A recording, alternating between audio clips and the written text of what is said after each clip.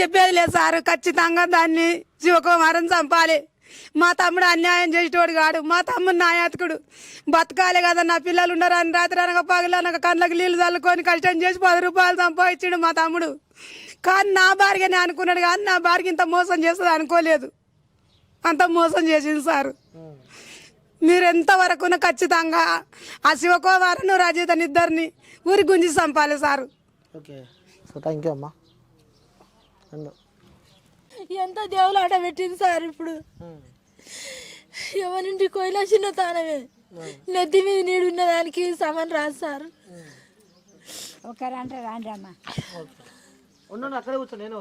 నిజంగా ఇలాంటి ఒక ఘటన చూస్తానని చెప్పి నేనైతే అసలు అనుకోలేదు. సో ప్రజెంట్ మనం చూస్తూ ఉన్నాం, గత 5 రోజుల నుంచి అమీన్పూర్ ఇష్యూ. ఒక తల్లి తన ముగ్గురు కుమారుడు అలాగే కుమార్తెకు కూడా తను పెరుగనంలో విషం ఇచ్చి చంపిన ఘటన మనం అందరం చూసాము, మనందరం విన్నాము.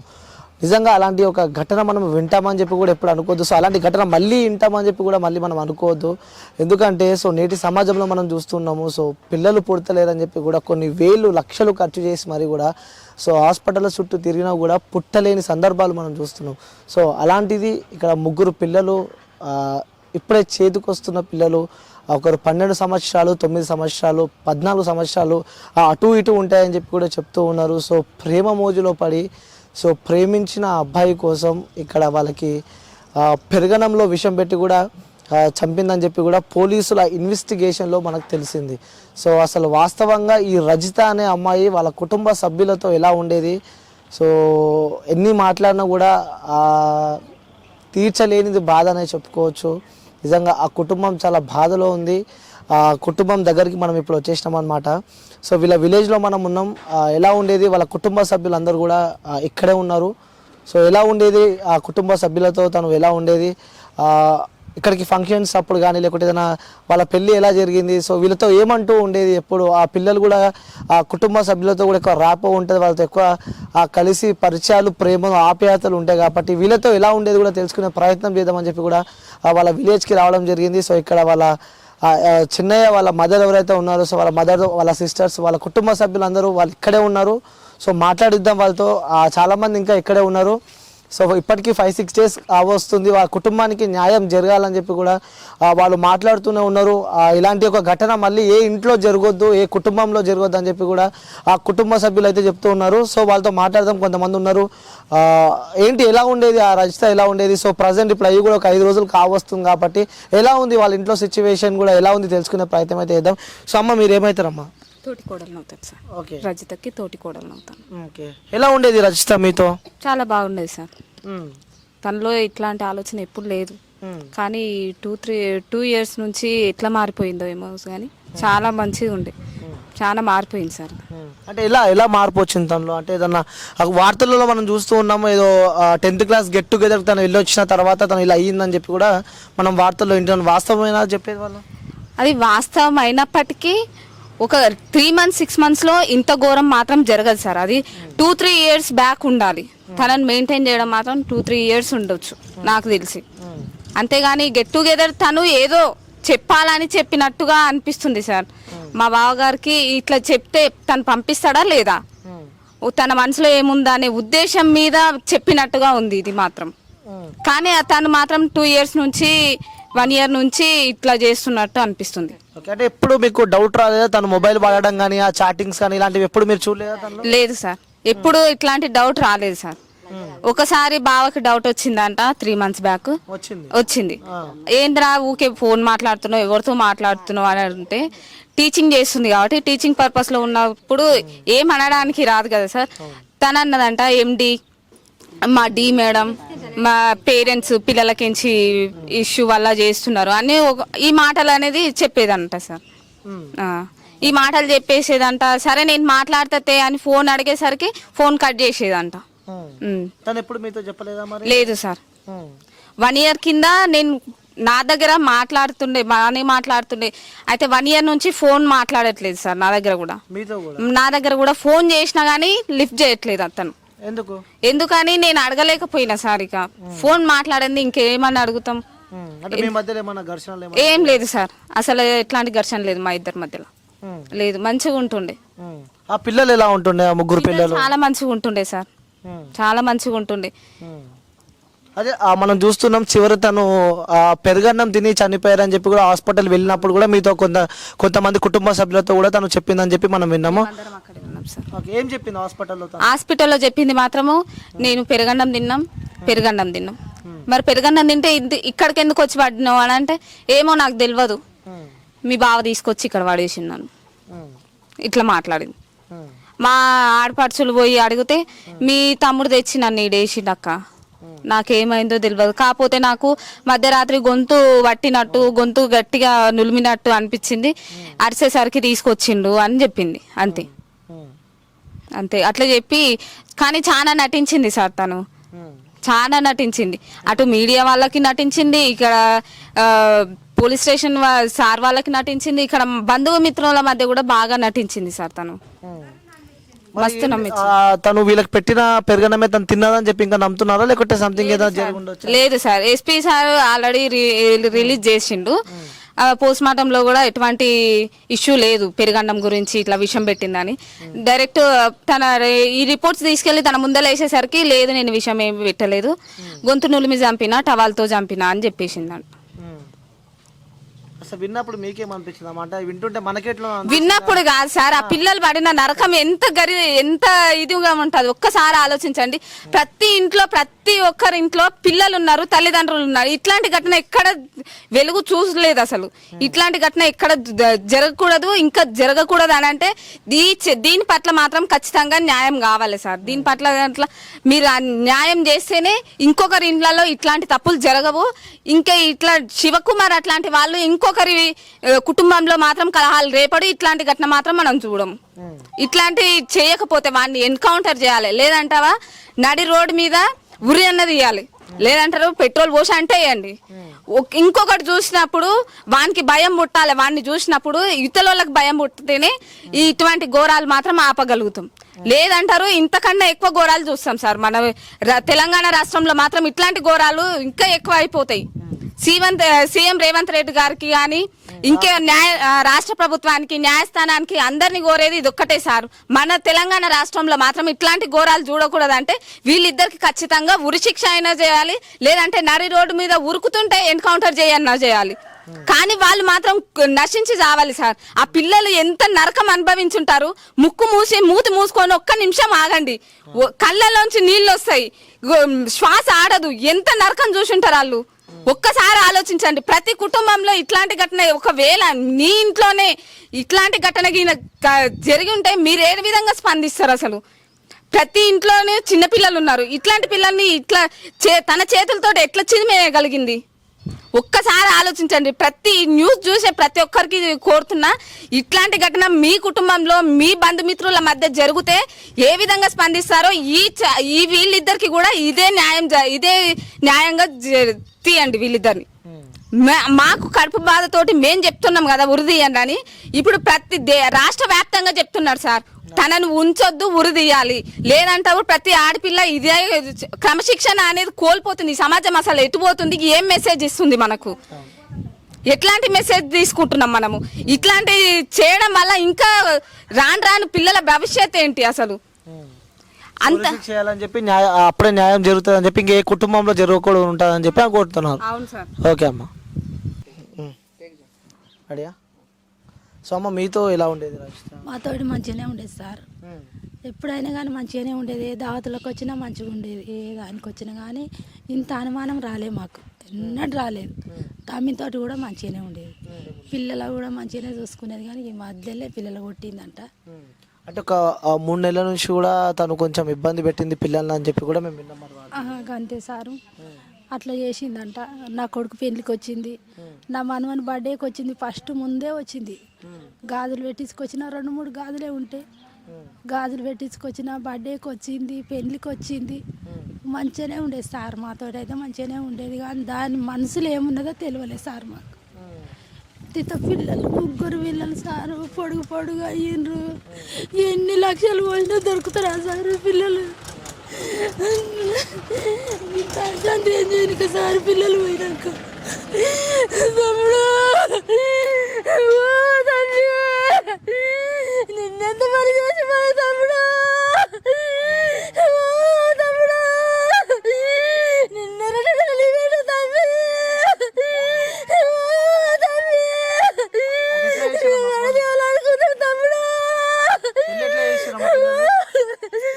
మంచిగా చేసిరు సారు, ఘనంగా పెళ్లి చేసిరు మంచిగా. ఫస్ట్ పెళ్ళము ప్రెగ్నెంట్ ఉన్నది, కనలేక ఆగమైంది సార్ ఫస్ట్ పెళ్ళము. తర్వాత మంచిగానే మాట్లాడి పెళ్లి చేస్తే ఈ లంజం ఉండ ఇంత పని చేసే. అంటే మీతో ఫ్యామిలీలో వచ్చినప్పుడు కూడా ఇలాంటివి ఏమైనా ఎప్పుడైనా ఫోన్లు కూడా ముట్టడం కానీ చాటింగ్ కానీ కాల్స్ ఎక్కువ మాట్లాడడం కానీ అలా కనిపించలేదు, అసలు పని కనిపించలేదు సార్, అట్లా కనిపించలేదు. ఎన్నడూ అట్లా ఇంత పొరపాటు కనవల్లే, మంచిగానే ఉండేది, మాతోటి కలిసి మెలిచి ఉండేది. ఏదన్నా తినాలన్నా తాగాలన్నా కానీ ఇష్టం ఉండేది, దానికి తిండి తాగడం అంటే ఇష్టం ఉండేది. అంటే ఇంకోటి ఫస్ట్ మీ తమ్ముడికి ఆల్రెడీ కూడా మ్యారేజ్ అయింది, దాని తర్వాత ఇది సెకండ్ మ్యారేజ్ అని చెప్పి మేము విన్నాం. అవును, సెకండ్ మ్యారేజ్. మరి అప్పుడు ఇష్టంగానే ఉండేనా? ఇష్టంగానే ఉండేది, మంచిగానే ఉండేది. ఇష్టం లేని ఇన్ని రోజుల సంది కాపురం చేస్తారు ఆ సారు. ఆ ముండ కొడుకు ఏడున్నాడో ఆగం చేయనీకి వచ్చాడు సారు. దీనికి తెలివి ఉండేది ఉండే కదా, ఒకడు ఖరాబు కామంటే ఒకడు గడ్డి తినమంటాడు సార్. ఈ గడ్డి ఎట్లా తిన్నది, గాడిది ముండ సిగ్గు లేదా దీనికి, ఎట్లా తింటుంది అది? నా పిల్లలు గింత పొడుగు పిల్లలను పాడు చేసుకొని, సంసారం పాడు చేసుకొని 12-13 ఏళ్ళ సార్లు మొగనితో కాపురం చేసి ఇలా కొత్త కాపురంలో అది పోతుంది. ఆడదేవతనా సిగ్గు చెరం ఉందా దానికి? ఏమన్నా ఎట్లా పోతుంది? ఆడు చెప్తే ఎట్లుంటుంది సారు? సో అది చివరిగా అది పెరుగన్నం తిన్నారు, అందులో నేనేం కలపలేనని చెప్పి కూడా చివరిగా కూడా తన హాస్పిటల్లో ఉన్నప్పుడు చెప్పిందని చెప్పి మేము విన్నాం. మరి చెప్పిందంట సార్ అట్లా. మాకు కూడా నైట్ ఫోన్ వస్తే మేము నిద్రలో ఉన్నాము, ఏమైంది బిడ్డ అంటే ఇట్లా బాబాయ్ వాళ్ళు నా చిన్న కోడలు మా అక్క ఫోన్ చేసిందంట. తమిళోళ్ళు ఇట్లా అయినారు, చెల్లా ఇంటిల్లో వాళ్ళు పన్నట్టే చచ్చిపోయారు అని ఫోన్ చేస్తే మేము తెలియదు దాకా లేచి ఊరికే వరకల్లా పిల్లలను 7 వాళ్ళు ఆడనే ఉన్నారు, వేసుకపోతున్నారు పిల్లలను. ఇంత దూరంకి వెళ్ళి అంత దూరం పోయేటోళ్ళకు పోస్ట్ మాస్క్ పిల్లలు వేసుకపోయారు. తల్లి కండ్లు ఉందన్నారు, తమ్మిని పోలీసు వాళ్ళు పట్టుకపోయారు. ఎవ్వరు లేరు. ఇక ఆ నుంచి జరసేపు చూసి మళ్ళీ రిటర్న్ మళ్ళీ వచ్చినాం. దవాఖాన కడుకోతే అలా దాన్ని చూద్దామని పోతే ఏం చూస్తారమ్మా ఆమెను, ఏమైంది ఆమెకు చూడని కానీ గదిరిస్తే ఇంకా మళ్ళీ వచ్చినాం సార్. అంటే ఒక్కటేసారి ఆ 3 శవాలని చిన్నపిల్లల్ని అది కూడా చూసినప్పుడు అసలు అనుకున్నారా అసలు ఇలాంటి ఒక ఘటన మనం చూస్తాము అని చెప్పి? జరగలే, అట్లా వంటి పని జరగలే, ఏడ జరగలే. దీన్ని చూసి ఇంకొకరు మరి చేయకుండా చేయండి సార్, న్యాయం చేయాలి. ఏం న్యాయం కావాలని చెప్పి కోరుతున్నారమ్మా మీరు? మాకు దాన్ని పానం, మా పిల్లల పానం ఎట్లా పోయిందో వాళ్ళకి శాంతి ఉండనిక గంతే చేయరు సార్. వాళ్ళ మనసు శాంతి ఉండనిక చేయరు. మంచిగా ఉన్న పాలాలు మంచిగా కలిపింది. వాళ్ళు ఎట్లా చేసిండ్రో మా పిల్లలను వాళ్ళని కూడా అట్లా చేయాలి, వాళ్ళని కూడా అట్లనే చేయాలి. మా పిల్లలు రంగా జీవి తిన్నారు, వాళ్ళని కూడా అట్లనే తినాలి.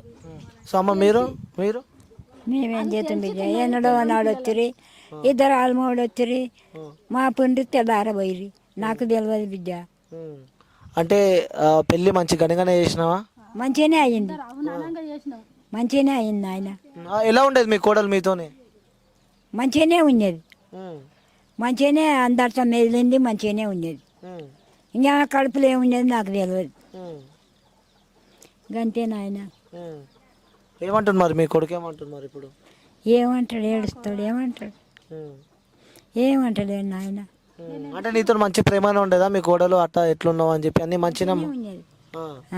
నేనేమో నాకేం తెలుసు బిడ్డ, ఏమన్నా అలా నిరక్తరకు పెడితే ఏదన్నా మాట అందరు నన్ను అనంది నేనేట్లా చెప్తుంది, నన్ను ఎవడేమనలే. మన్మరాలు ఎట్లుండేది మీతోనే? మంచిగానే ఉన్నారు నాయన. నేను బయటకు వచ్చేది ఇట్లా నాయన మాట నాయనమ్మ అని బిస్కెట్లు తెచ్చిచ్చేది నాకే వాళ్ళు. అంతా అగుల పోయింది నాయన, ఏం చేతు. ఒక్కరు ఎవరు ఉన్నారు, అందరు. ఇప్పుడు ఏం చేయరు? ఇప్పుడు మీ కుటుంబాల్లో ఇలాంటి ఒక ఘటన చోటు చేసుకుంది, సో మళ్ళీ ఇలాంటి ఒక ఘటన జరగకుండా ఉండాలంటే ఏం చెప్తారు చూసేటోళ్ళకి? ఏం చెప్పేది లేదు నాయన. ఏడ విసికేసిన ఎవడు అడగడు. నా పిల్లలు వచ్చి అడిగితే నన్ను గుంజుకపోయి జైలు అయ్యి ఎవడు అడగడు. దాన్ని దొక్కి చంపినా అడగరంటావు మరి? ఎవరు అడగరు, అడగం. దాని జీవి తీయాలి, నా పిల్లల జీవి ఎట్లా తీసిండ్రో దాని జీవి అట్లా తీయాలి అంతే.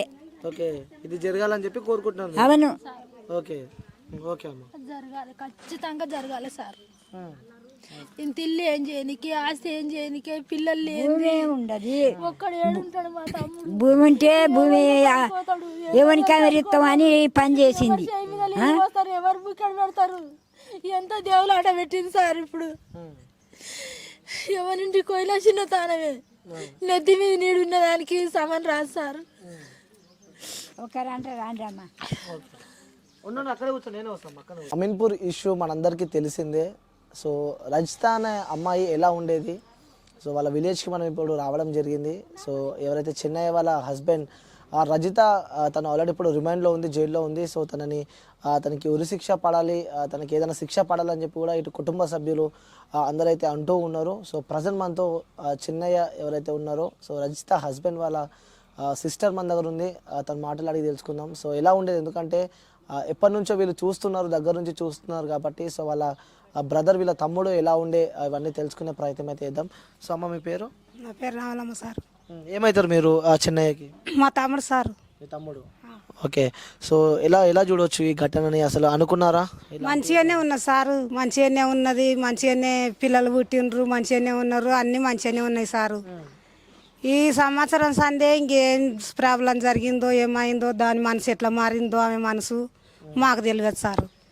మంచిగానే ఉండేది, అన్యాలంగా పిల్లలను ఆగం చేసి ఇల్లు ముంచి పాడు చేసింది మమ్మల్ని. ఎన్ని సంవత్సరాలు అవుతుంది పెళ్ళి? పెళ్ళి అయ్యా సారు, పెళ్ళి అయ్యి 13 సంవత్సరాలు అవుతుందా అంతే, 13 సంవత్సరాలు కావచ్చు. ఎలా ఉండేది ఇన్ని సంవత్సరాలు, గడిచిన సంవత్సరాలని మీతో కుటుంబ సభ్యులతో? ఉన్నా సారు, అందరితో మంచిగానే ఉన్నది, కలిసేల్చే ఉన్నది, మంచిగా ఉన్నది. మరి ఎట్లా మారింది ఆ మనసు, మరి ఎట్లా చేసుకున్నాడు భగవంతుని గుర్తు, భూతల్లి గుర్తు, ఆమెకే గుర్తు. ఇక ఆమె మనసు ఎట్లా మారగొట్టుకున్నదో, పిల్లల్ని అన్యాలంగా పిల్లలను పాడు చేసింది.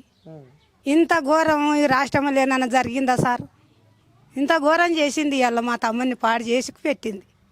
ఎందుకు అట్లా చేసింది? ఆమెకి ఎట్లా పానం ధరించింది? 3 పిల్లలు అనుమానం ఉరిసిచ్చే సంపన్నికి అంత కారణం ఏమున్నది సార్ ఆమెకు? ఆ శివకుమారకు ఆయనకు ఏమన్నా సిగ్గుచెర ఉండదా? ఆయన కన్నల దమ్ములు లేరా, అక్కలు చెల్లను లేరా? ఇవాళ పాడు చేసి పెట్టిందా బద్మాసుడు? ఆ లంచ కొడుకు ఆ చెల్లెల్ని ఇప్పుడు తెచ్చి మా తమ్మునికి పెళ్లి చేయమని, సిగ్గుచెరం ఉన్న లంచ కొడుకు అయితే ఆస్తి అంతా నా మరదల్ని దోపరుచుకొని మొత్తం ఆస్తి గుంజుకొని ఇవాళ లాగం చేసి ఆయన ఆస్తి అంతా ఆయన చేతులు పెట్టుకొని, ఎవరు దెంగితే పుట్టిండా లంచ కొడుకు? మా వాళ్ళు దెంగితే పుట్టిండా? ఆస్తి తీసుకొని పిల్లలు చంపి, నా తమ్ముని చంపి, నా మరదలు తీసుకొని పోదామని ఉపాయం చేస్తాడు ముండ కొడుకు. ఎక్కడ లంచ కొడుకు ఆ కొడుకు? అంటే తను మీతో ఎలా ఉండేది అంటే చూసి ఇన్ని సంవత్సరాలు? ఇప్పుడు తెలుస్తుండదు సార్ ఆ విషయము.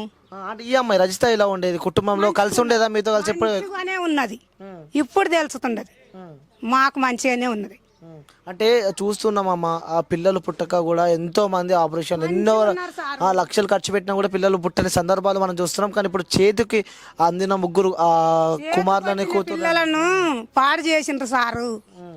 ఆడు ఎట్లా చెప్పిండు, ఎట్లా మోసం చేసిండు, ఎట్లా చంపి రమ్మన్నాడు, ఆమెకే గుర్తు, ఆయనకే గుర్తు. ఆయనకి ఎట్లా చేతులు వచ్చినాయి, ఆయనకి ఎట్లా నోరు వచ్చింది? 3 పిల్లలకు పాడు చేసి నా ఎంబడి రా నీవు అననీకే. నీ 3 పిల్లల తల్లివి, నీ భర్త నీవు, లోకములో తప్పు చేయని వాళ్ళు ఎవరు లేరు. సరే చేసిండ్రేమో, అయ్యిందేమో, అయిపోయిందేమో, మాకైతే తెలియదు, దేవునికే గుర్తు, భూతల్లికి గుర్తు. మరి నువ్వు అట్లే ఉంటే ఎటున్నో లాక ఉంటే అయిపోగా లంచ కొడుకు ఇవాళ ఇల్లు ముంచి కూర్చుంటివి, పాడు చేస్తేవి, ఎంత పని చేస్తేవి. ఇప్పుడు ఒక ఆస్తి లేకుంటే ఆస్తి కొనుక్కుంటాం సార్, భూమి లేకుంటే భూమి కొనుక్కుంటాం. ఇవాళ తులం బంగారం లేకుంటే సంపాదించుకుంటాం, కష్టం చేసి, రెక్కల కష్టం చేసి. మన పొట్ట పోతే పిల్లలు వస్తారా సార్? లక్షలు కోట్లు పోసినా రారు. ఈ లంచగొడుకు ఇంత పని చేసిండు, మా పిల్లలు తెచ్చిస్తాడా? శివకుమార లంచగొడుకు తెచ్చిస్తాడా? ఇంత ఆగం చేసిండు, సంసారం అంతా చెట్లు పట్టించిండు. ఇవాళ మా బాధ మాకు గుర్తు సారు.